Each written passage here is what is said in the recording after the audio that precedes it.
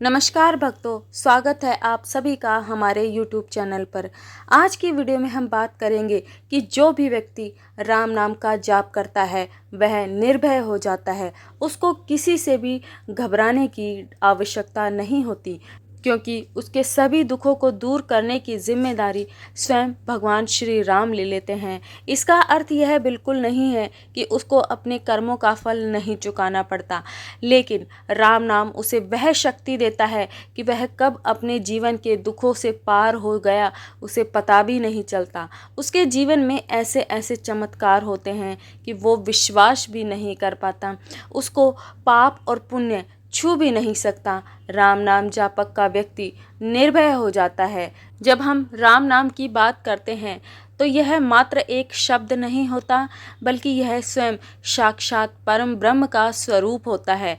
यह नाम दिखने में जितना सरल लगता है उतना ही रहस्यमय भी है। संसार में सभी कार्य कारण सिद्धांत से बंधे हुए हैं, लेकिन राम नाम एक ऐसा मंत्र है जो स्वयं सभी कारणों से परे है।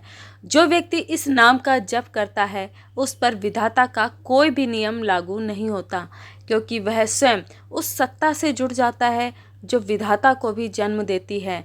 विधाता अर्थात ब्रह्मा, जो सृष्टि की रचना करता है, वह स्वयं वेदों, धर्मों और कर्मों के विधान के अधीन है, किंतु राम नाम उन सब से ऊपर है।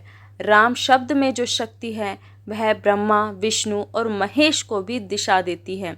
यह बात तुलसीदास जी ने रामचरितमानस में स्पष्ट की है। वे कहते हैं कि राम नाम इतना पवित्र है कि उसके वश में त्रिलोक के देवता तक रहते हैं। जिस व्यक्ति की जीवा पर निरंतर राम का नाम रहता है उसके जीवन में विधि के विधान निष्क्रिय हो जाते हैं। सामान्य व्यक्ति पाप पुण्य, जन्म मरण, ग्रह नक्षत्र, कर्म फल आदि के नियमों से बंधा है। यदि वह कुछ गलत करता है तो उसका फल भोगता है, यदि वह कुछ पुण्य करता है तो उसका भी उसे प्रतिफल मिलता है। लेकिन जो व्यक्ति राम नाम का निरंतर जाप करता है वह इन सारे चक्रों से मुक्त हो जाता है। उसे न तो पाप स्पर्श करता है न पुण्य उसे बांधता है। वह परम स्वतंत्र हो जाता है। यह इसलिए संभव होता है क्योंकि राम नाम स्वयं ईश्वर का रूप है। जब कोई व्यक्ति राम को ही अपना आधार बना लेता है तो वह धीरे धीरे नाम में लीन हो जाता है। उसकी चेतना नाम में विलीन हो जाती है, और जब चेतना नाम में समाहित हो जाती है तब वह व्यक्ति कर्ता नहीं रहता। उसमें कर्तापन का अभिमान समाप्त हो जाता है, और जहाँ पर कर्तापन समाप्त होता है वहीं कर्म का बंधन भी समाप्त हो जाता है। यही कारण है कि राम नाम जापक को विधाता का कोई नियम नहीं छू सकता, क्योंकि उसके जीवन में कुछ भी स्वेच्छा से नहीं होता, सब राम की इच्छा से ही होता है।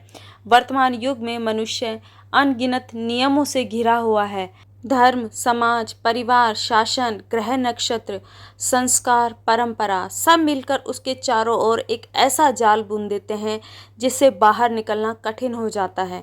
लेकिन राम नाम उस जाल को चीरकर उसकी आत्मा को मूल स्वतंत्रता में प्रतिष्ठित कर देता है। एक ऐसा व्यक्ति जो हर समय राम नाम का जाप करता है वह इन बंधनों को पहचानता ही नहीं। उसके लिए जीवन एक सहज, सरल और आनंदमय यात्रा बन जाता है। राम नाम की सबसे बड़ी विशेषता यह है कि यह भेद नहीं करता। यह न जाति देखता है, न धर्म, न लिंग, न अवस्था। जो कोई भी सच्चे मन से राम नाम को पुकारता है, राम नाम उसी के हृदय में बस जाता है, चाहे वह व्यक्ति फिर किसी भी परिस्थिति में हो। यदि उसके मुख पर राम है तो वह हर संकट से पार हो जाता है।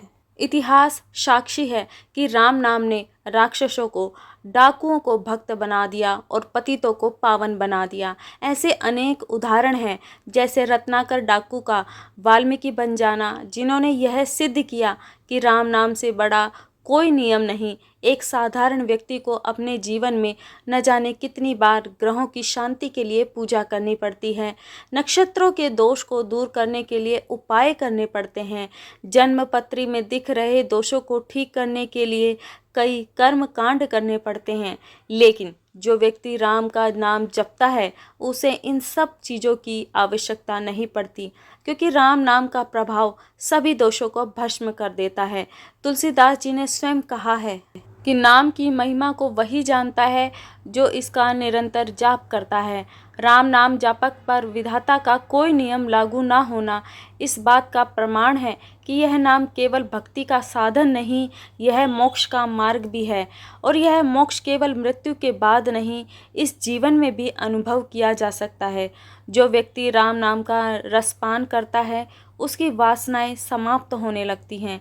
उसके भीतर शांति, संतोष और करुणा का उदय होता है। वह संसार में रहकर भी संसार से परे हो जाता है। वह भोजन करता है, व्यवहार करता है, काम करता है, लेकिन सब कुछ निष्काम भाव से करता है। और यह अवस्था कर्म योग से नहीं, ज्ञान योग से नहीं, केवल नाम योग से ही प्राप्त की जा सकती है। राम नाम के प्रभाव से अनेक मुनियों ने कठिन तप के बिना ही परम पद को प्राप्त कर लिया। और वेदों में यह स्पष्ट कहा गया है कि कलयुग केवल नाम आधारा, अर्थात अनेक युगों में जो फल हमें अनेक वर्षों की तपस्या करने के बाद भी प्राप्त नहीं होता था, कलयुग में वही फल हम राम नाम का जाप करके प्राप्त कर सकते हैं। कलयुग में केवल नाम ही मोक्ष का आधार है। वर्तमान युग में अगर आप भगवत प्राप्ति करना चाहते हैं तो उसका एकमात्र आधार राम नाम है। हमारे संत महात्मा कहते हैं कि नाम में इतनी शक्ति है कि आप उसकी कल्पना भी नहीं कर सकते। राम का नाम राम से भी बड़ा है। स्वयं राम जी भी इसकी महिमा का गुणगान नहीं कर सकते। तो मेरी आप सभी से हाथ जोड़कर यही प्रार्थना है कि आपको जितना भी समय मिले नाम जप अवश्य करें, क्योंकि कलयुग में दुखों से मुक्ति पाने का एकमात्र उपाय नाम जप है और यह कलयुग दुखों से भरा हुआ है। तो अगर आपने वीडियो को यहाँ तक देख लिया है तो वीडियो को लाइक, शेयर और चैनल को सब्सक्राइब ज़रूर करें। जय श्री राम।